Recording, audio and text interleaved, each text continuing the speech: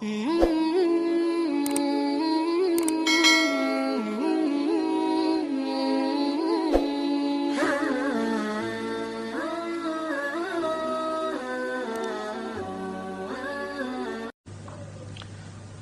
satu prinsip dalam Islam adalah berlaku adil dan berjuang menegakkan keadilan. Kepada siapa kita harus berlaku adil? Pertama, kita harus berlaku adil kepada Allah Subhanahu wa ta'ala.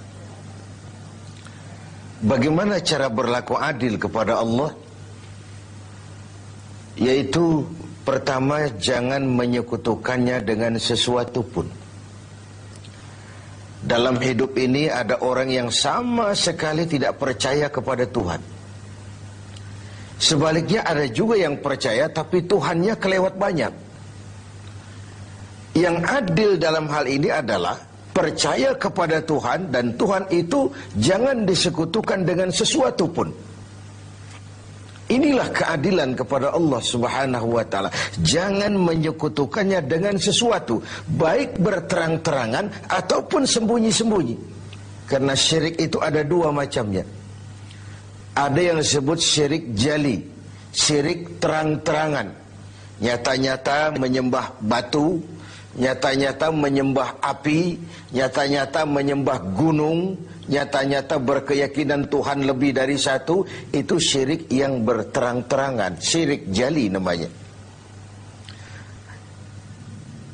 Ada yang kedua disebut syirik khafi, syirik yang tersembunyi, syirik yang agak tersamar.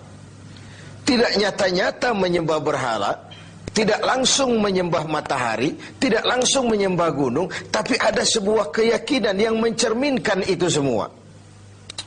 Saya sejak pakai gesper ini, gesper ini, sejak saya pakai, dagangan saya jadi laris. Ini syirik yang tersembunyi. Saya sejak pakai cincin ini, usaha lancar, cincin ini. Ini sejak ada perkutut ini di rumah, objek lancar betul, perkutut. Ini pun syirik namanya, syirik yang tersembunyi. Jangan menyekutukan Allah dengan sesuatu, baik yang berterus terang maupun yang tersamar.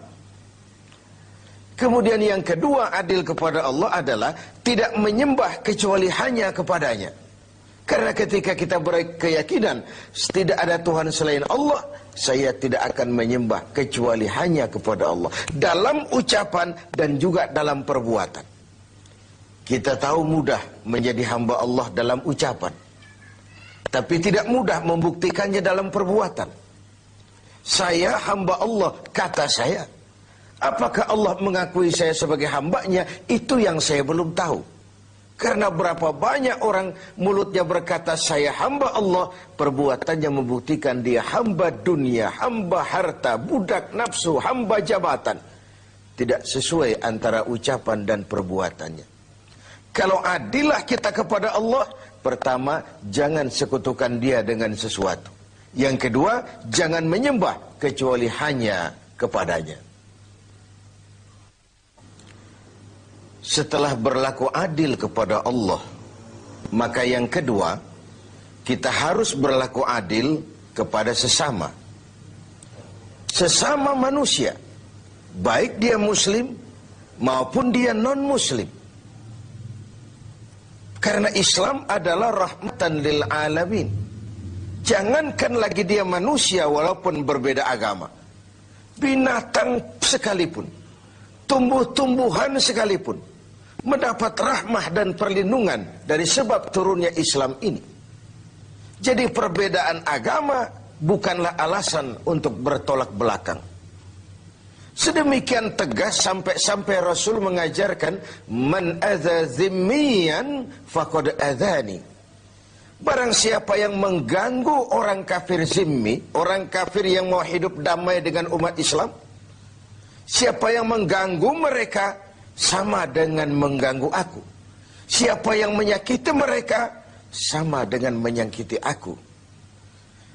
Kita berbeda agama dan kita sepakat untuk itu.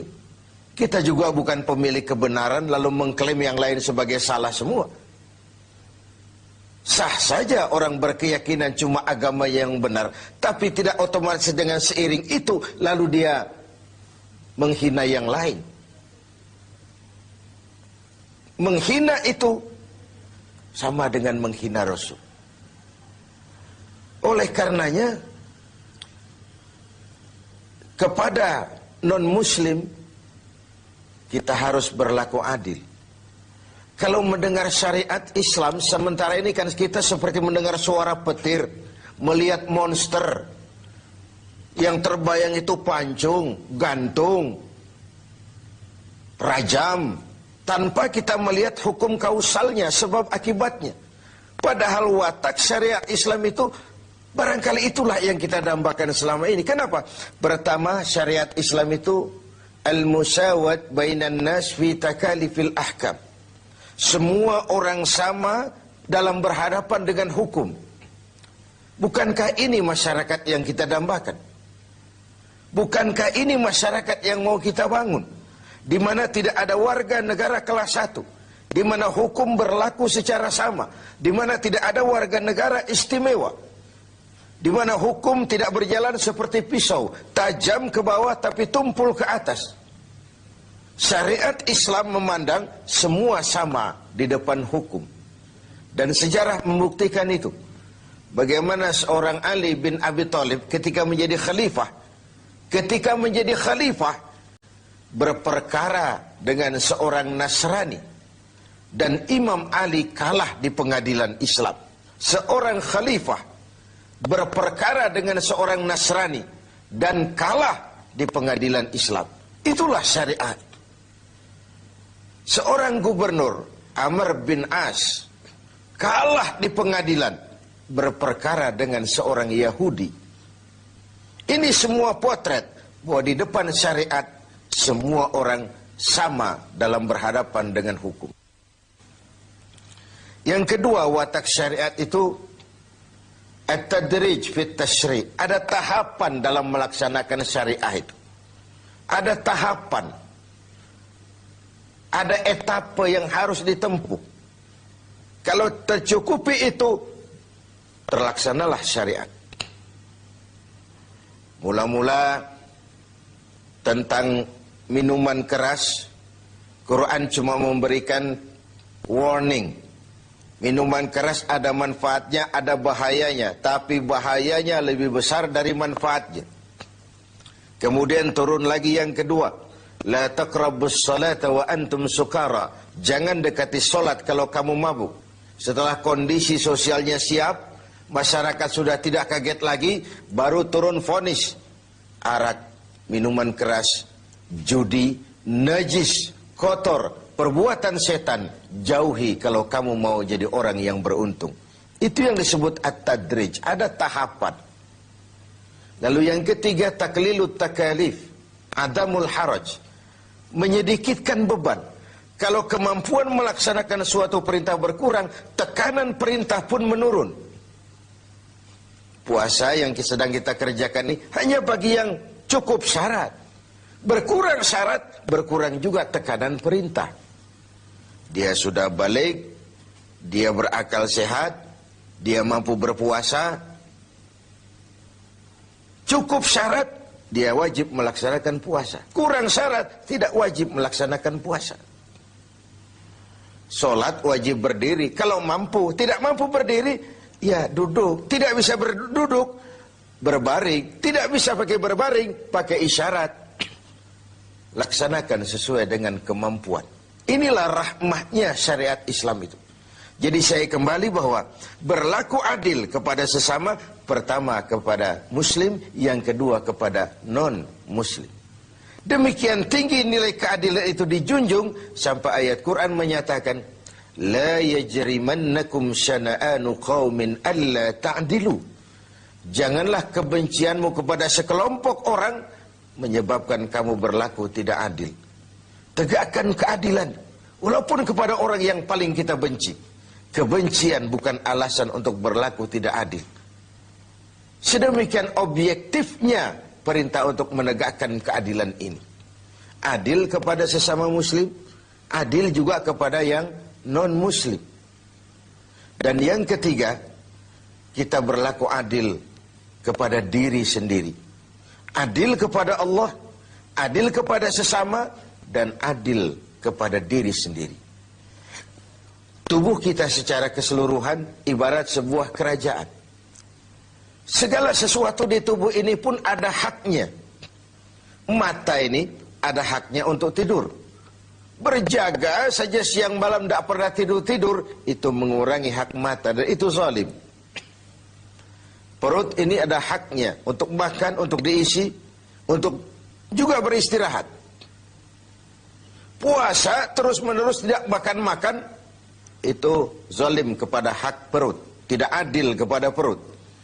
Itu sebabnya dalam Islam puasa ngableng, puasa non-stop dari pagi, sore, malam sampai ketemu pagi lagi, bukan saja tidak boleh, tapi haram hukumnya. Kenapa? Bertentangan dengan fitrah manusia. Pada sisi lain, kita sudah berlaku adil, tidak adil terhadap perut kita. Pemirsa TV 7 yang berbahagia, tiap hari Jumat, kalau kita sholat Jumat, khatib memesankan kita tentang ini. Innallaha ya'muru bil adli wal ihsan. Allah memerintahkan kamu berlaku adil dan berbuat ihsan. Diulang kali diingatkan kita, karena ini memang prinsip. Lewat kesempatan pada nuansa Ramadan ini, mari kita berlaku adil. Pertama sekali, adillah kepada Allah. Jangan sekutukan Dia dengan sesuatu. Lalu jangan menyembah kecuali hanya kepadanya dalam berbagai keadaan. Yang kedua, adillah kita kepada sesama manusia. Baik ia orang yang kita sayangi, kita senangi, maupun ia orang yang kita tidak sukai, maupun dia orang yang kita benci. Baik dia muslim, maupun juga dia non-muslim. Karena Islam adalah rahmah bagi semesta alam ini. Masyarakat yang kita dambakan, masyarakat yang tegak di atas keadilan. Keadilan yang menyangkut ekonomi, keadilan di bidang pendidikan, keadilan di bidang sosial, pendeknya keadilan di berbagai aspek kehidupan ini. Lalu yang ketiga, adillah kepada diri sendiri. Semoga kita menjadi orang-orang yang dapat berlaku